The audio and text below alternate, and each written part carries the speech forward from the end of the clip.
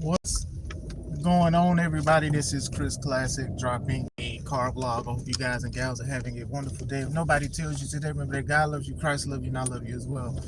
Truly grateful for everything He continues to do, for He continues to do for us as I'm praying for a safe trip to work. Thank you, Father, in Jesus' name. Amen. Quick prayer. Prayer came out of nowhere, but still. Make sure you subscribe to the Taking On podcast where I talk about professional wrestling topics and I put up my matches as classic alpha, a professional wrestler. 13 years. Next month it'll be 14. You know, if the good Lord see me there. God bless you, Raphael. I hope all is well. Make sure you subscribe to this channel, the Take It Home podcast. And I say this again, I'm gonna say it again.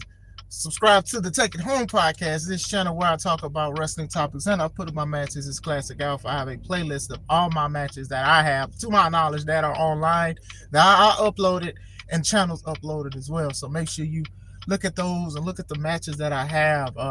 Getting ready for February 21st, which will be my first day of 2026 where I actually wrestle. I wrestle for C3 Ultimate Wrestling. It's me and my wife's professional wrestling company. We have our show in the afternoon called Big Business. Dyer, Indiana. Harold's Private Venue tickets are on sale on Eventbrite. $5 off, $5 more at the door. And then in the evening, I will be making a debut at Backbreaker Wrestling called Double Down. It's in Griffith, Indiana. Make sure you show up to both shows. Speaking of C3 Ultimate Wrestling, make sure you subscribe to the YouTube channel. Me and my wife's professional wrestling company, we have just celebrated 7 years of existence. Truly grateful for that. Make sure you subscribe, look at the matches, look at the awesome wrestlers, the promos, and everything, the stories we got going on. Definitely going to be dope. As we are getting ready for Big Business, we're also getting ready for May 23rd, which will be our 20th show. It's a big celebration, big debuts, big matches and moments. So make sure you keep an ear out for details on tickets and who's gonna show up for sure. Two topics today. It's another year, it's another day. We about to get some more WWE heat from Ricochet. Bars. So Ricochet a couple days ago and even yesterday and stuff, did an interview and he was saying that, like, basically, paraphrasing of course, WWE has tarnished his legacy and it also messed up his love for wrestling. And then he was speaking about certain situations that happened, like when he won a US title and the IC title, it meant nothing. You know, he felt a certain thing about going to work not feeling right. You know, he felt like they didn't use a lot of the stuff that, you know, they should have used. He name dropped. He said Balor, Shinsuke, Apollo. He said that, you know, they basically ruined love for the sport for a lot of these other people too, and you know, their legacy is messed up. And then he also said that El Generico had a better legacy than Sami Zayn, basically. And I'm like, okay, bro, you're going a little too far. He says in AEW, basically, he can do a lot of stuff. He can have more fun and all of that stuff. So we're gonna talk about that. I don't work for WWE. I don't know Ricochet, so I can't sit here and like point everything and be like, that's not true, that's not true, that's not true, that's not true, that's not true. What I can speak about is like certain things of elements that I can bring to the table. I always felt like that, right? Ricochet was known as dang near king of the independents and stuff before he was signed by WWE. I mean, people was looking at his high-flying moves and stuff. They was looking at his double rotation moonsault. They was looking at a lot of stuff. He was doing stuff in Japan and things like that. And I know that he went more viral. Him and Will Ospreay had that match in Japan where everybody was talking about it. And I've talked about that match so many times to the point I get sick. You know, that match that like other companies was literally booking these guys to have that same match. Like out here in the US and the UK and Japan, like people was literally booking these guys to have the same match. Like that's how popular that match was. And then they were selling shirts saying wrestling is art. I remember Vader having quote unquote beef with both of them, and it led to Vader having a match against Will Ospreay.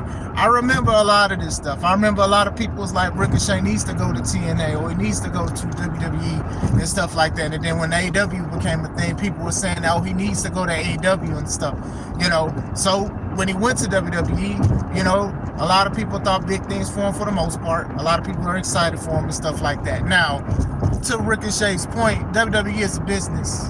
Sometimes they're more of a business more than a wrestling company. So sometimes they do sign people because they don't want them to be successful elsewhere.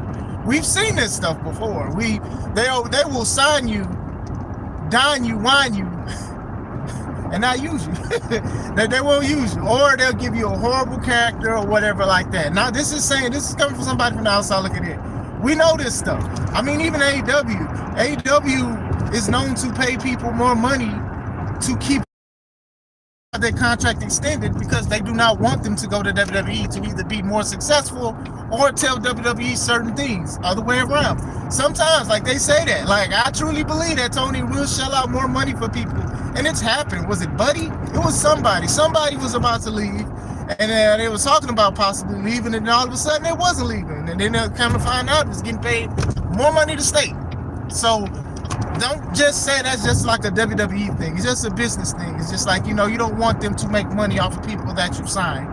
You know, my thing is, if you want to leave, go ahead and free yourself, like Fantasia said.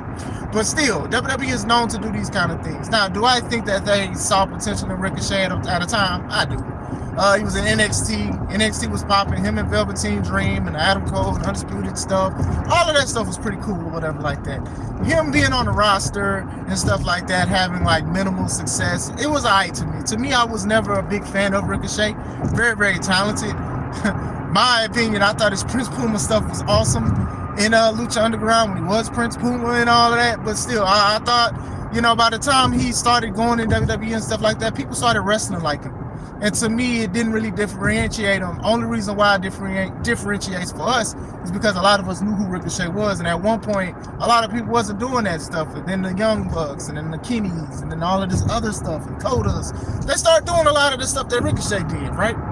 So still, it was just like, okay, cool. Now you the OG of it. But now some people, you know, I'm a big fan of more theory than like acrobatics and aerobics and stuff. And the guy could wrestle, and I thought he did do better, and I felt he improved in WWE. Now, him feeling like, you know, it took his legacy, I don't think it really tarnished his legacy. I think the thing is, we got to be honest here, right? We got to be honest about the independents, right? A lot of money there, a lot of success there. You go against wrestlers from WWE who either left, retired, got released. You can go against people in AEW. You can go against Hall of Famers and stuff. You can do all of that stuff. But let's be honest, WWE is like the major platform for wrestling. It's like the major platform, and it doesn't look like it's going away anytime soon. Regardless of how I feel about the situation and how I feel about the company as a general, they're the #1 platform. So you probably have more fans who notice you from WWE than the independents. Like, even at my job, like some people didn't even know there was a such thing as independent wrestling. Mind you, Ricochet and a lot of these people have been doing this for 10, 20 plus years and stuff, right? They've been doing this for years. And some people still don't know who they are. Some people wrestle for AEW and people still don't know who they are. That's just the way of the world.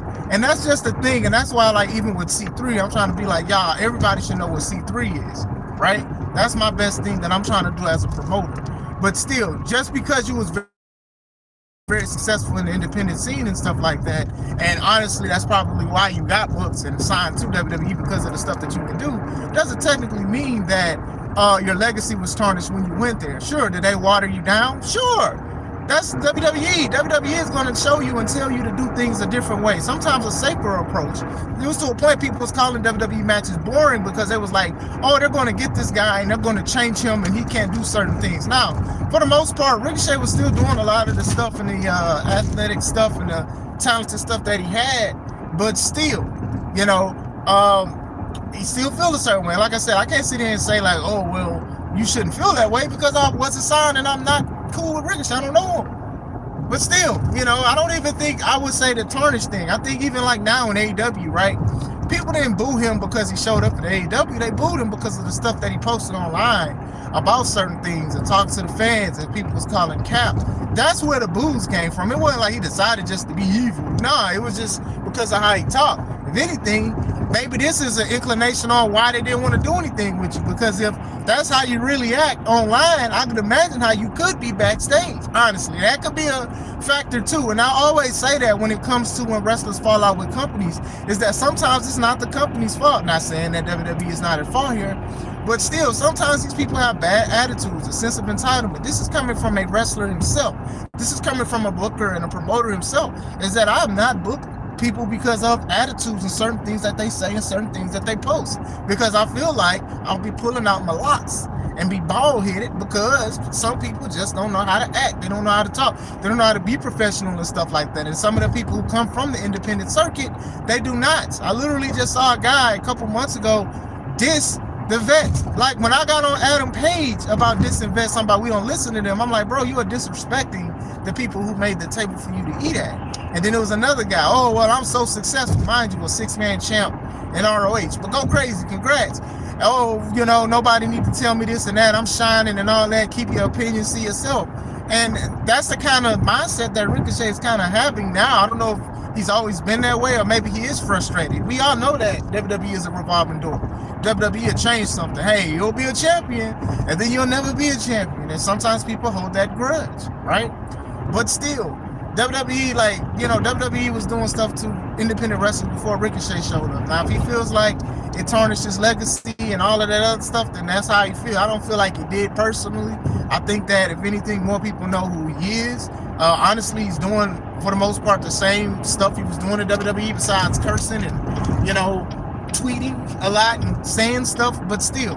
Now, some of the things that I do think that he went wild on those tweets was bringing up Shinsuke and Balor and all these other people because these people are still signed by WWE. Now, obviously he's friends with these guys and these fellows and all of that stuff, but still, you know, I don't think that it's always a good thing to speak about what other people said or maybe feeling in the company they are still employed in.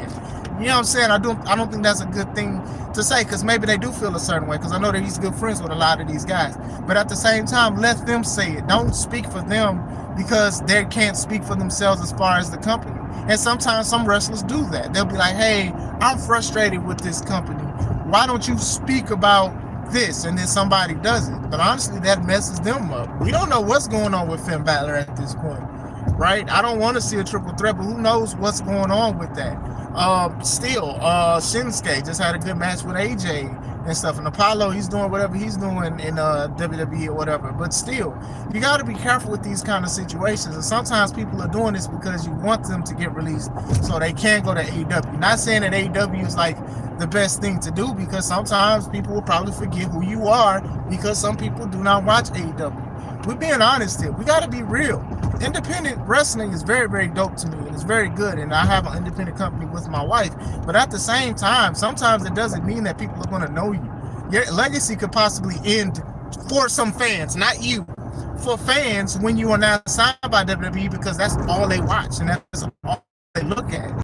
And, you know, disrespecting fans and cursing them out just for saying they just choose that instead of saying, hey, why don't you just tune into AEW? I think Mercedes Moné does a great job with that. I think she does a great job with like, hey, I'm on AEW. Like people like, hey, I would love for you to come back to WWE. And she's like, I'm on AEW. I wrestle on AEW. If you want to see some of my matches. And Ricochet's done it too. Ricochet has done it a couple times, but then sometimes Ricochet just goes in on people. And people are just more irritated with Ricochet more than anything. Now, his wife Samantha, she gets a lot of hate too. But sometimes she be saying some wild stuff too as well, right? And I get it. You know, you're not going to always like the spot that you worked at for years. Sometimes you do get tired. Sometimes you feel like you do need to move on and you do that. You know, that's a human emotion. So can't really say much about like, oh, you just saying stuff. Because even then, people bringing up a tweet that he had he said in 2023. And he was saying he think that Moose and Will Ospreay can do great in WWE. Fast forward 3 years later, now, oh, I've been here and it's just been horrible and stuff like that. You know, I do think that Ricochet is a company man.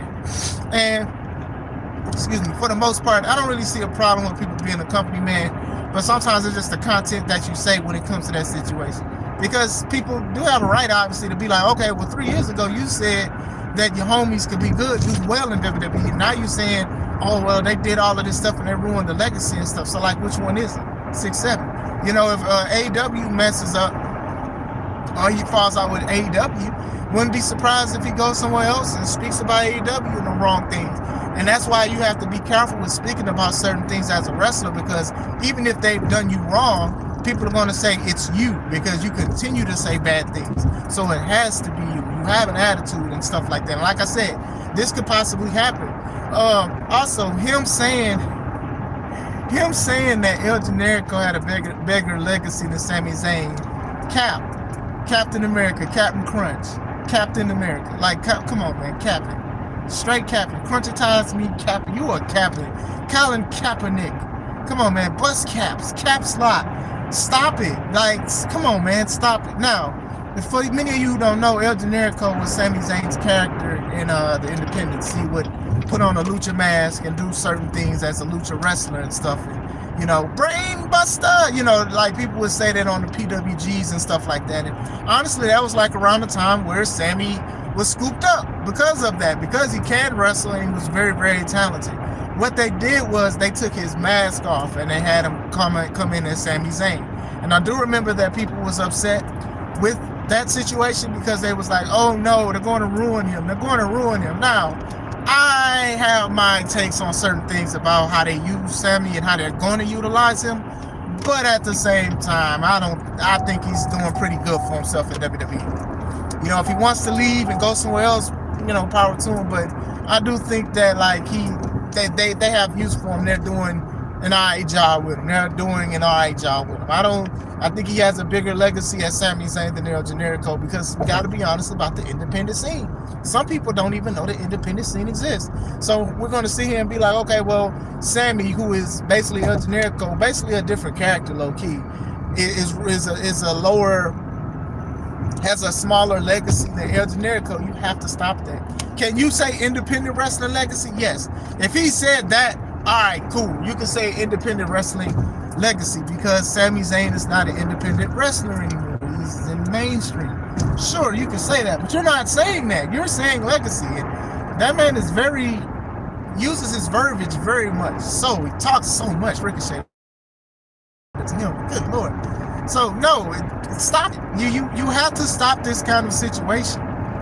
You know, WWE is a bigger platform, and WWE uses the independent, and sometimes they do get talent and be like, hey, we'll use you for this and stuff like that. And unfortunately, the cards didn't play well in his hand, in his opinion and stuff. Some people know who he is. Some people know who he is only from WWE and not the independent because they wasn't watching the independent wrestling. Some people actually don't like independent wrestling. They don't like certain things. They say it's cheap. They say they don't like the cursing. They don't like the other stuff. They don't like certain things. Some people like WWE landscape of wrestling and how they do wrestling. Some people like AEW and how they do things and stuff like that. You know, AEW is more of an independent mainstream company than anything, but honestly, rating wise, it doesn't work. And people are saying, oh, well, why do you care as a fan about ratings? Because you want the company to succeed, because you don't want them to close down and people lose jobs because of that. Because they're not going to WWE. Some are not going back. Some are not interested in it. That's why. That's very, very important. And then especially if you are a fan of AEW, talking about this is where the best wrestle, but then most people don't want to see the best wrestle, you can't say it's the fans' fault. Eventually, you might have to say, maybe the company should do something different. Just saying for now. And I also wanted to speak about Chelsea Green. Now, Arshawn, shout out to him, making it also a sponsor for both C3 Ultimate Wrestling shows coming up.